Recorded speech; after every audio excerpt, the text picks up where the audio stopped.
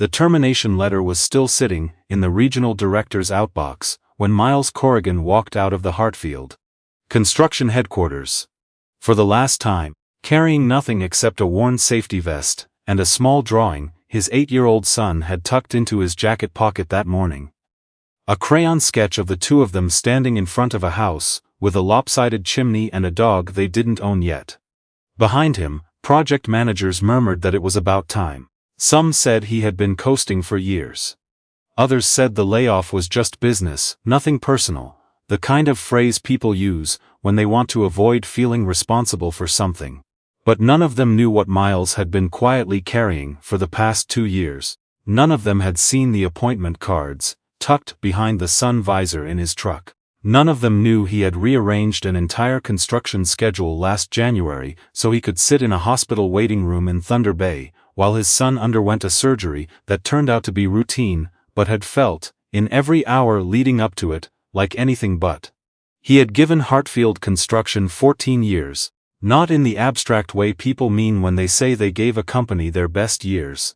He meant it precisely. 14 years of arriving first, leaving last, solving the problems that made other people reach for the phone. He was the kind of tradesman who remembered the load-bearing details of every site he had ever worked, who could read a structural flaw in a wall the way other people read a room. His crews trusted him completely. Clients asked for him by name. None of that was in the termination letter. The letter cited restructuring, budget realignment. Language that had been carefully chosen to say everything and mean nothing. Miles sat in his truck in the parking lot for a long time before he turned the key. Through the windshield, the Hartfield building looked the same as it always had. Glass and steel reflecting a gray November sky, the kind of sky that sits low over northern Ontario for months without apology. He pulled out his phone. There was a message from the school, his son, Theo. Not his son named in the file, a different Theo. His Theo had forgotten his lunch again. He drove to the school before he drove anywhere else. Miles had been a widower for 2 years by the time Hartfield let him go. His wife, Joanna, had died in the spring, one of those quick, brutal illnesses that doesn't give anyone enough time to prepare. A brain aneurysm. She had been at the grocery store buying strawberries. That detail stayed with Miles in a way he could not explain to anyone, and eventually stopped trying to.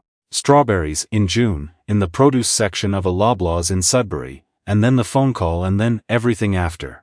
He had not fallen apart, at least not visibly. There was Theo to think about.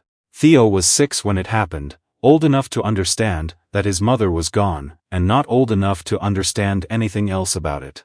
Miles learned to braid hair from a YouTube video at 11 o'clock on a Tuesday night, kneeling in the bathroom, while Theos sat on the edge of the tub swinging his feet. He learned to pack a lunch that a child would actually eat. He learned the difference between a good teacher and one who just showed up, because suddenly it mattered in a way it hadn't before. At work, he never mentioned any of it. He showed up, he delivered. He quietly arranged his schedule around school pickup and doctor's appointments, and the grief counseling sessions the school board had recommended, and that Theo attended for 4 months, and seemed to find genuinely helpful. Which Miles was grateful for in a way he couldn't quite articulate. What Miles did not do, and perhaps should have, was ask for any of it to be acknowledged. He told himself it wasn't necessary. He told himself that being good at the job was enough. He told himself that 14 years of being the most reliable person on any site he had ever worked would eventually translate into something. A title, a raise, a conversation that recognized what he was actually contributing. Instead, the promotions went to men who talked loudly in meetings. The contracts went to project leads who had never once stayed past 5 o'clock to fix something that had gone wrong on their watch. And when the restructuring came, Miles discovered that reliability, done quietly, leaves almost no footprint. He drove home that afternoon with Theo, in the passenger seat eating a granola bar, and he did not say anything about the job. They talked about hockey. Theo was playing his first year of Atom League, and had strong opinions about his line, and even stronger opinions about his skates, which he said were slowing him down, and which Miles suspected were probably fine. That night, after Theo was asleep, Miles sat at the kitchen table in the house they rented on the edge of Sudbury, with a cup of tea going cold beside him, and a stack of bills he had been meaning to sort for a week. He did not feel dramatic about any of it. He felt tired in the particular way that comes not from a single hard day, but from years of hard days that were never quite acknowledged, and he felt the specific loneliness of being the only adult in a house where another adult used to be. He decided he would find something else. He always found something else. What Miles did not anticipate was how long it would take. He had assumed, reasonably, that 14 years of documented project management experience with a company the size of Hartfield would open doors quickly, and doors did open. They just led into rooms where the budget had already been spent, or where the hiring manager wanted someone younger, or where the contract was only 6 weeks, and he needed something longer to count on. Through December and January, he took whatever work came. Helping a neighbor re-roof a garage, fixing the foundation drainage on a property outside Chelmsford, 1 week of finishing carpentry for a custom builder who paid him fairly but had no ongoing work to offer. He stretched his savings with the careful attention of someone who has no margin for error. He switched to the cheaper grocery store. He pushed back Theo's new skates to February. He found a food bank 2 towns over that he drove to on Saturday mornings, before Theo woke up, telling himself it was temporary, which he believed, and which was also something he had to keep choosing to believe every time he went.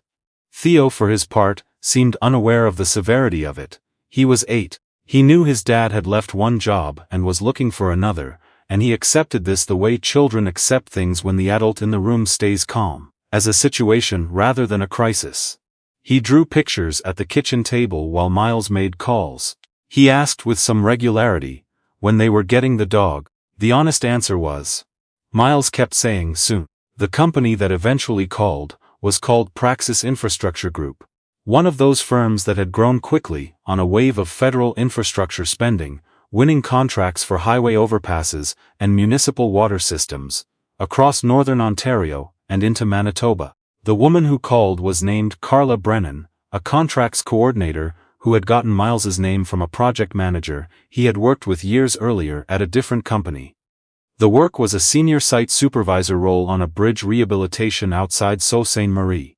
The salary was good, the hours were punishing. Miles took it. He arranged for Theo to stay with his sister-in-law on the weeks he was away, and drove home on weekends without exception.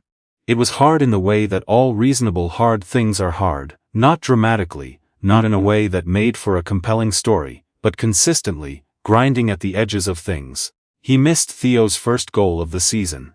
He was on a site when Theo's class did their winter showcase, and he watched the phone recording of it 3 times on a Tuesday night in a modular site office while rain hit the metal roof. But the work itself was something Miles was genuinely good at. He ran tight, safe sites. His crew liked him. He caught a structural error in a subcontractor's drawings that, had it gone unnoticed, would have caused a significant failure at a cost the company would not have recovered from easily. He wrote it up, flagged it through the right channels, and went back to work. He did not make a thing of it. The error made it to the desk of Catherine Voss. Catherine Voss was the founding CEO of Praxis Infrastructure Group, which she had built from a 2-person environmental consulting firm into a mid-sized infrastructure company with 300 employees and contracts in 5 provinces. She was 51 years old, had a reputation for bluntness that people either found refreshing or difficult, depending on how often they were on the receiving end of it, and was known within the industry for her ability to read a financial risk the way Miles could read a structural one. Quickly, precisely, and without sentimentality. She had grown up in Timmins, the daughter of a mining shift supervisor, and she had spent her entire adult life building things. She was also, though she rarely mentioned it, the kind of person who had sacrificed most of her personal life for the company, without fully noticing it happening, the way you can walk very slowly in one direction for a long time, and be surprised, looking back, by how far you've gone. She had been married once, briefly, in her 30s. She had decided not to have children. These were not regrets, exactly, but they occupied a corner of her life that she did not examine closely. When Miles's incident report about the structural drawings reached her, she read it twice. Then she had her operations director look into who had filed it. The operations director came back with a file that Catherine found unusual. A man with an impeccable track record, who had been quietly absorbing responsibility for years, without a corresponding recognition of it. Who had been laid off by Hartfield in what was beginning to look, from her vantage point, like a significant error on Hartfield's part. She made a note and moved on. She had 4 active contract negotiations and a board presentation in 10 days. The Sault Ste. Marie project wrapped in early spring. Miles came home to Sudbury on a Friday afternoon, picked Theo up from school, and took him for pho at the place on Paris Street that Theo had decided was his favorite restaurant, which Miles had noted with quiet satisfaction, because it was also his. They sat across from each other in a booth by the window, and Theo talked about school and hockey, and a boy in his class, named Kieran. Kieran from the file, Miles thought, which is how he organized the world now, a habit he'd developed without noticing, and about the dog, which Theo had apparently been researching. I think a Bernese mountain dog, Theo said. Those are big dogs, I know, that's the point. Miles laughed for the first time in a while. It felt like something loosening. He did not have another contract lined up. Praxis had told him they would be in touch about the next phase of the highway project, but the timeline was unclear and the gap in between felt real. He started calling around again. He updated his resume. He did the things you do when you are a competent adult who has run out of runway and needs to find more, carefully and without panic, because panic doesn't help, and also because Theo was watching. What he did not expect, on a Tuesday morning 3 weeks after returning from the Saul, was Catherine Voss's personal number appearing on his phone.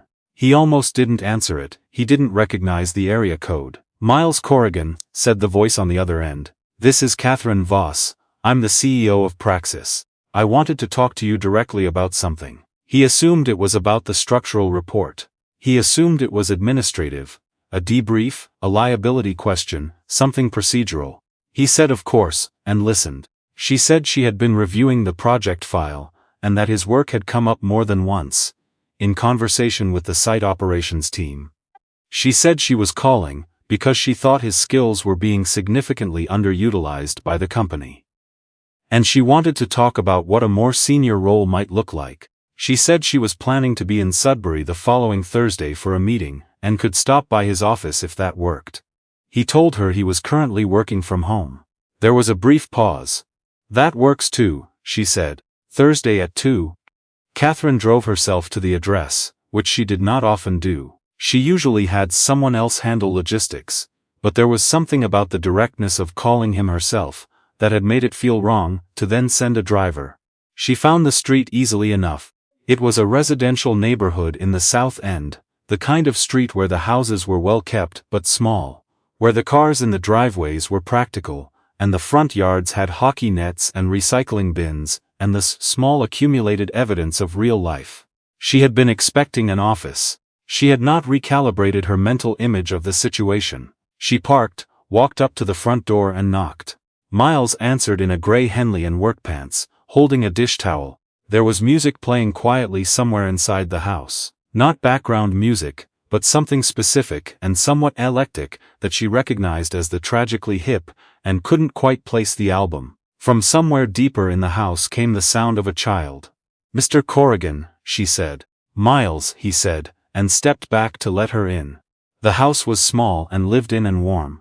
There were boots by the door in 2 sizes.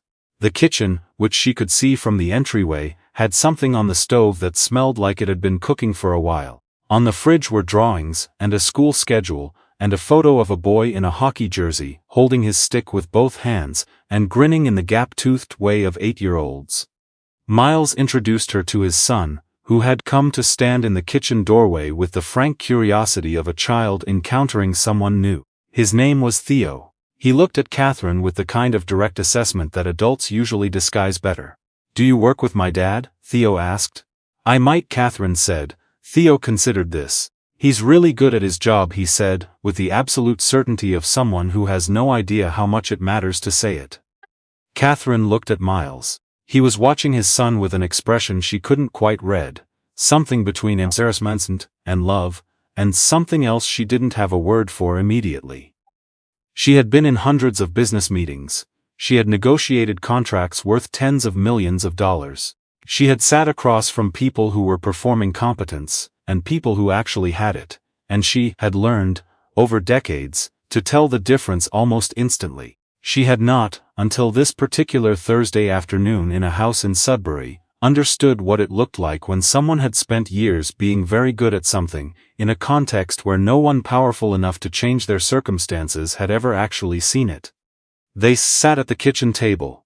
Miles made tea. Theo disappeared back to whatever he had been doing, and reappeared once to ask his father something in a low voice, and disappeared again. The soup on the stove continued to do whatever it was doing. Catherine explained what she had in mind. A director-level role overseeing site operations across the Northern Corridor, which was Praxis's fastest-growing division. It would mean a significant increase from his current contract rate, benefits, and a schedule that she was prepared to structure around his family situation. She waited for him to negotiate.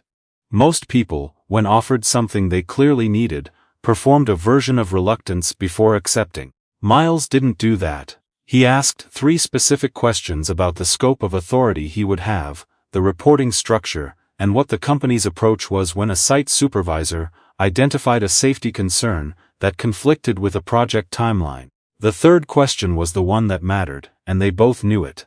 Catherine answered it directly. The concern stops the timeline, full stop, and anyone who tells a supervisor otherwise answers to her personally. Miles nodded. He wrapped his hands around his mug.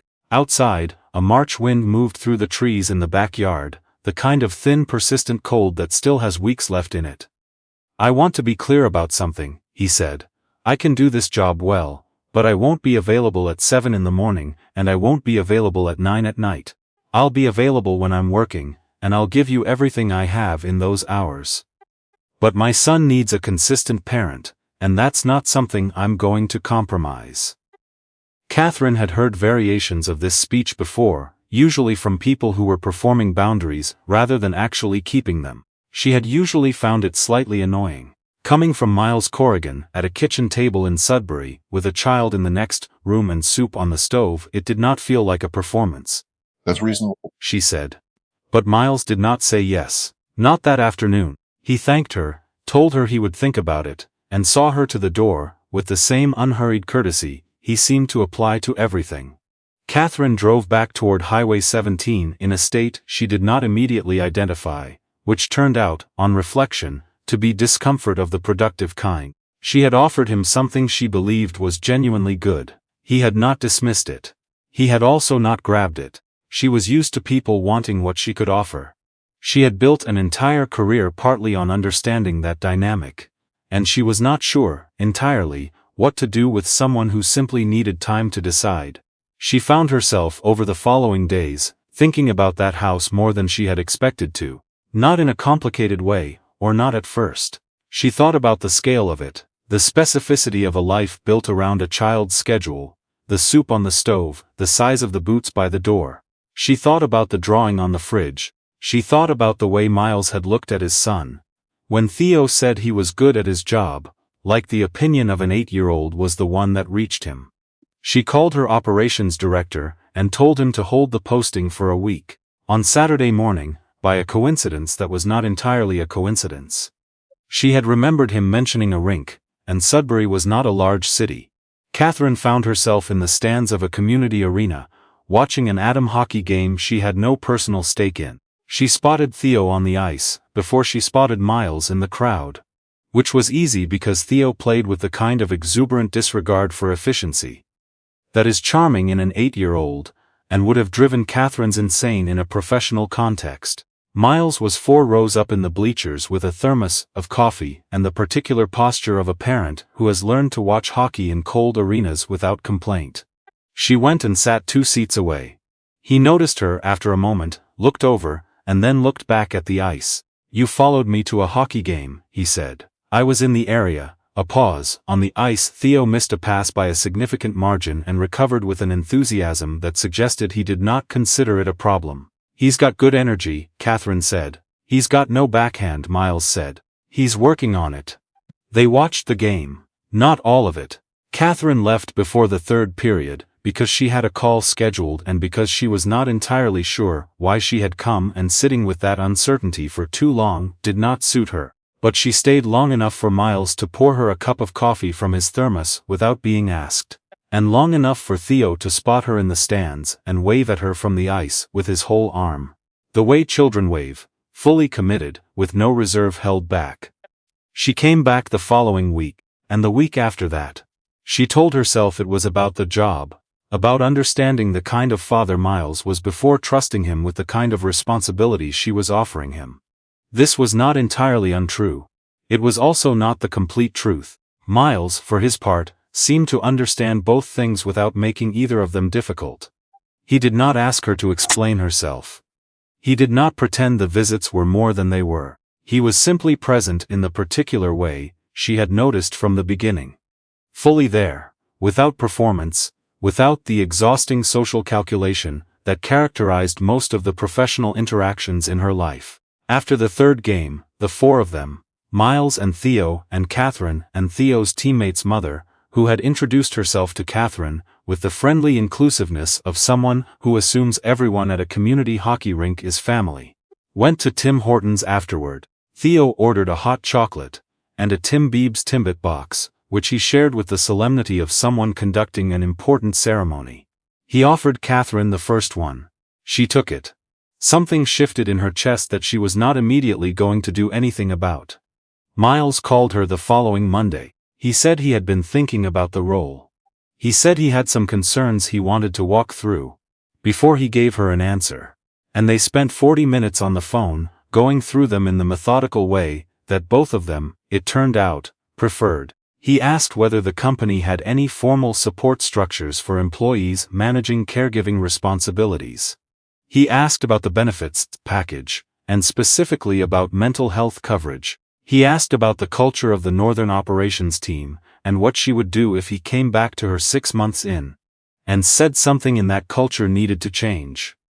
She answered all of it, directly, without hedging, because she had gotten the impression very early in knowing Miles Corrigan that hedging was something he would notice and file away. At the end of the conversation, there was a pause. "There's something I want to say," Miles said, "and I want to say it clearly so there's no ambiguity." "Okay," Catherine said, "I'm a single father, my son is my first priority and that's not going to change. Any job I take has to work around that reality, not in spite of it. If that's something you're prepared to genuinely accommodate, not on paper, but in practice, in the moments when a project is behind and someone's going to have to stay late, then I think this could work. If it's not, I'd rather know now." Catherine had been running a company for 19 years. She had learned, over that time, that the people who say things clearly at the beginning are the people you want. "I'm prepared to genuinely accommodate it," she said, "and I'll put it in the agreement, so it's not just my word." Another pause. "All right," Miles said. "Then yes." What Catherine did not expect, had not truthfully left much room for, was what happened after. She had thought the job would be the end of the story. She had thought she was solving a business problem. The company needed Miles's skills and she was in a position to offer him something he needed. Clean, mutual, professional. What she had not accounted for was Theo. Theo, it turned out, had opinions. He had opinions about her car, which he found excessively sensible for someone who worked in construction.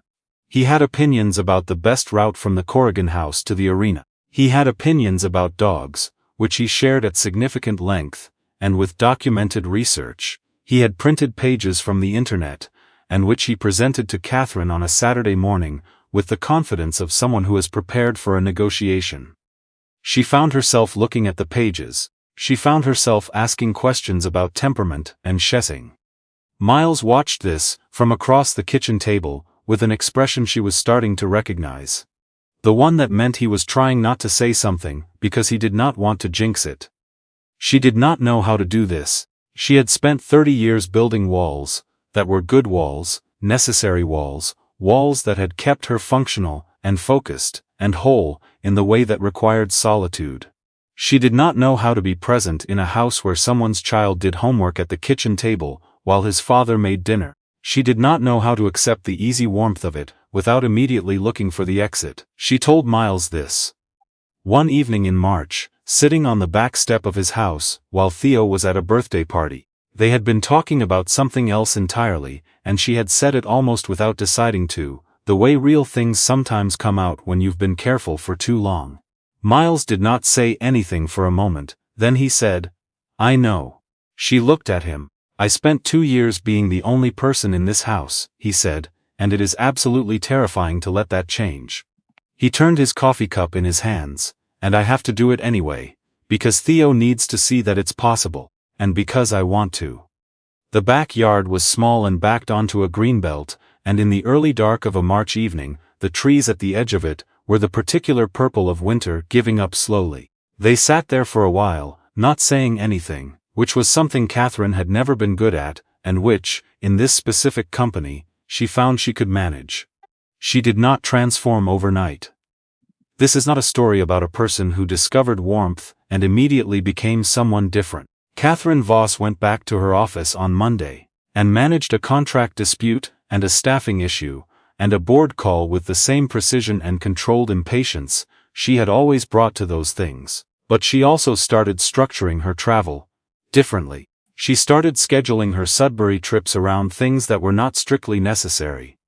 She started keeping track of Theo's game schedule the way she kept track of project milestones. Not because she had to, but because she wanted to know. And she started, slowly, doing something she had not done in a very long time, asking for things she wanted instead of only acquiring things she needed. It was not easy, it did not feel natural. It felt, more than once, like a construction project where the existing structure has to come down before the new one can go up, and where you spend a significant portion of the process standing in rubble, wondering if you made the right call. Miles was patient with it in the way that patient people are patient. Not by being endlessly accommodating, but by being honest when she pushed back too hard or withdrew too quickly, and then giving her room to correct it. In the summer, Praxis was awarded a contract for a water treatment facility expansion outside Timmins, Catherine's hometown, which she had not been back to in 4 years. She drove up herself instead of sending the operations team, telling her assistant it was because she wanted to assess the site. This was partly true. Miles was on the site when she arrived. He walked her through the existing infrastructure with the same unhurried precision he brought to everything, pointing out the challenges in the soil composition and the questions about the existing pipe network that needed answers before the project could go to full design. At some point he said, without looking up from the drawings, "You grew up here." "I did. Does it feel strange, coming back?" She thought about it for a moment in the way she was learning to think about things, which was to say without immediately redirecting towards something practical. "A little," she said. "It feels smaller than I remember it." "Not in a bad way." He nodded. They drove back to Sudbury that afternoon, stopping for dinner at a diner outside Chelmsford that Miles had been to once years earlier, and that was exactly as he remembered it. They sat in a booth by the window and talked for 2 hours, not about the project, not entirely, but about the things that the project had loosened up. What it meant to be from the north, what you carry from a place like that, what you leave behind, and what follows you anyway. She told him about her father, and the way she had built her ambition, partly as an extension of his, partly as a correction to it. He told her about Joanna. Not the grief of it, which she had heard pieces of, but the actual person, how she had been funnier than him, how she had made friends immediately. Everywhere she went in a way that still amazed him to think about, how Theo had her directness, and her stubbornness, and how that was the best thing Miles could imagine. He had not talked about her like that, he said, to anyone outside the family. Not in a long time. Catherine did not try to say anything useful about it. She just listened, which was not something she had historically been very good at. By fall, Theo had, through sustained and strategic campaigning, successfully made the case for a dog. The dog was a 3-year-old rescue from the Sudbury SPCA, part border collie and part something undetermined, with one ear that stood up and one that didn't, and a personality that was, in Theo's words, perfect. They had gone to look at her on a Saturday afternoon, the 3 of them, and Catherine was not sure entirely how that had happened, but it had. And Theo had sat on the floor of the meet-and-greet room, and the dog had walked directly to him, and put her chin on his knee, and that had been, effectively, the end of the conversation. They named her Copper. Catherine was not in the house when they brought Copper home. She was in Ottawa for 2 days, for a federal infrastructure consultation, which was exactly the kind of schedule that her life ran on. But Miles sent her a photo that evening. Theo asleep on the couch with the dog curled against his legs, both of them entirely still, the lamp on the side table throwing warm light across them. She looked at the photo for a long time on the plane home. She texted back, "She has the ear." Miles texted, "She does." The Praxis Northern Corridor project hit a serious problem in October. A subcontractor default that threatened the timeline on 3 simultaneous contracts, and landed on Miles's desk on a Monday morning, with the weight of something that needed to be solved by Thursday. He solved it. He did it by working long hours, for 4 days straight, while his sister-in-law covered Theo's mornings, and he solved it in a way that required 2 difficult conversations with contractors who were not used to being held firmly accountable, and he solved it without anyone outside the immediate team needing to escalate to Catherine. She found out about it on Friday, in the weekly operations summary, in a single line that said the situation had been resolved. She called him. "You should have told me," she said. "You were in Vancouver, that's not the point." "I handled it," he said. "I know you handled it, that's also not the point." She paused. "The point is that you do not have to handle everything alone. That was true in the job you left and it's true here. I need you to know that." A long pause on his end. "That's not something I've been very good at," he said. "I know, I'm not good at it either." A beat. "We're working on it." There is a moment, after a long winter, when the light in northern Ontario changes in a particular way, not warm yet, not spring exactly, but different from the flat gray it has been for months, angled differently, longer in the evening, and if you have been watching for it, if you have been waiting through enough winters to trust that it comes, there is something in you that recognizes it, before you consciously name it. Miles noticed it on a Tuesday in late February, standing in the backyard while Copper ran figure eights around the yard in the thin snow, and Theo watched from the steps with a hockey stick he was supposed to be putting away and wasn't. Inside, Catherine was on a call. She had come up for the week, ostensibly to review the Timmins project files, and he could see her through the kitchen window, standing at the counter with her phone, gesturing at something the person on the other end couldn't see. The evening light fell across the yard in that specific way, and Miles stood there in it for a moment with his hands in his jacket pockets, and Copper circling past him, and Theo, making lazy stick-handling motions from the steps, and he felt something he had not felt in a long time. Not happiness as a destination. Not relief at something ending, just the quiet, stubborn aliveness of a life that had been very hard and had continued anyway. Theo looked up. "You're just standing there," he said. "I know," Miles said. Theo considered this. "Is Catherine staying for dinner?" "I think so." "Good," Theo said. "She's better at pasta than you." This was, Miles had to acknowledge, objectively true. He called through the kitchen window. Catherine looked up from her call, registered the question, held up one finger, 1 minute, and went back to the call with the focused impatience that was, he had come to understand, simply how she moved through the world when she was engaged with it. He went back inside. He started the pasta water. Copper came in behind him, and went directly to her spot by the radiator, and settled into it with the satisfied finality of an animal who has decided she is home. Outside, the light held as long as it could before the dark came, which is what light in the north does. Not easily, not all at once, but with the kind of persistence that, if you're paying attention, starts to feel a lot like hope. If this story stayed with you at all, if something in it felt true, leave a comment and tell us where you're watching from. And before you go, we'd ask you one thing: what would you choose? The life that looks like success from the outside, or the one that feels like something real when you're standing in it? Share this with someone who needs to hear it today. There are more stories like this one at Integrity Tales, for anyone who's still trying to figure out how to carry hard things with grace.